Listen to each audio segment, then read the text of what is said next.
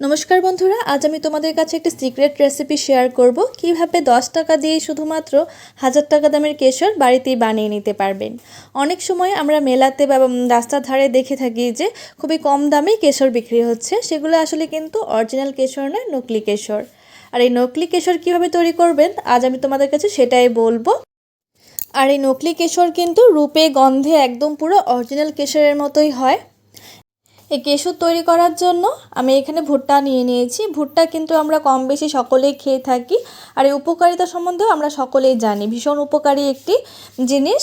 কিন্তু ভুট্টা তো খেয়ে থাকি, কিন্তু ভুট্টার উপরে যে অংশগুলো থাকে এভাবে লোমের মতো, সেই অংশটাকে কিন্তু আমরা ফেলে দিই।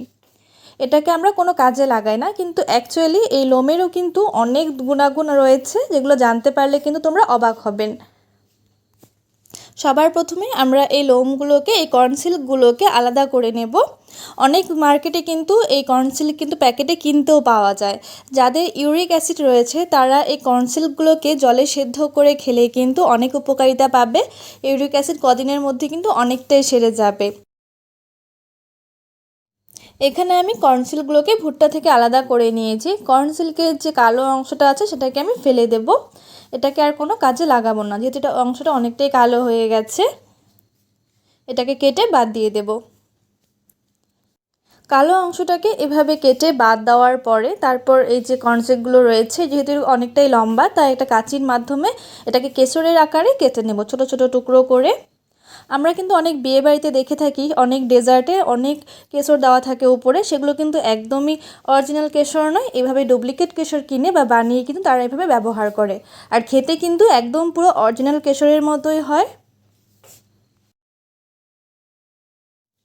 কর্নসিল্কগুলোকে ভালো করে কেটে নিয়েছি কেশরের আকারে, তোমরা ছোটো বড়ো যে কোনো সাইজের কাটতে পারো। তারপর অন্যদিকে একটি প্যানের মধ্যে 1 কাপ মতো জল দিয়ে দিয়েছি।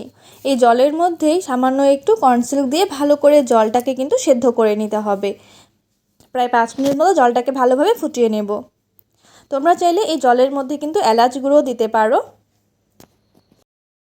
জলটা যখন অর্ধেক হয়ে যাবে ফুটে, তখন আমরা এই জলটাকে ছেঁকে নেব।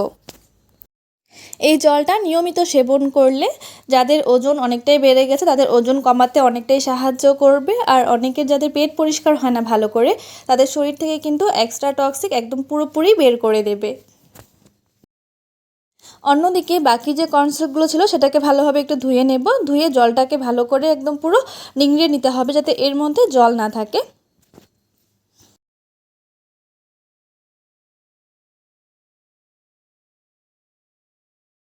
জলটাকে ভালো করে নিংড়ে নেবার পর এবার এর মধ্যে সামান্য পরিমাণ একটু ফুড কালার মিশিয়ে দেব। সাধারণত কেশরের যে কালারটা হয় সেই কালারটা মিশিয়ে দেব ভালো করে।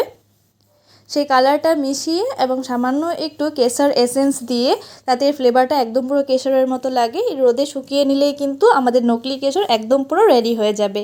তোমাদের এই সিক্রেট রেসিপিটি কেমন লাগলো অবশ্যই কিন্তু আমাকে কমেন্টস করে জানিও। ভালো লাগলে চ্যানেলটিকে সাবস্ক্রাইব করে ভিডিওটিতে একটি লাইক করে দিও। কিন্তু এটা তো নকলি কেশর, তোমরা আসল কেশরটা কিভাবে চিনবে তাও আমি তোমাদেরকে বলে দিচ্ছি। অরিজিনাল কেশরের যে পাপড়িগুলো থাকে তার এক সাইড কিন্তু সরু হবে, চিকন হবে, আর এক সাইড একটু মোটা হবে, তোমরা দেখে বুঝতেই পারছো। আর যে নকলি কেশরগুলো থাকে তার দু সাইডেই কিন্তু সমান হবে, আর সামান্য কয়েকটা কম বেশি মানে অরিজিনাল কেশরের মতো দেখতে হতে পারে। আর এর কালারটা, যেটা নকলি কেশরের কালারটা হবে সেটাকে রেড কালার হয়, কখনো একদম পুরো ডিপ রেড কালারটা হয় না।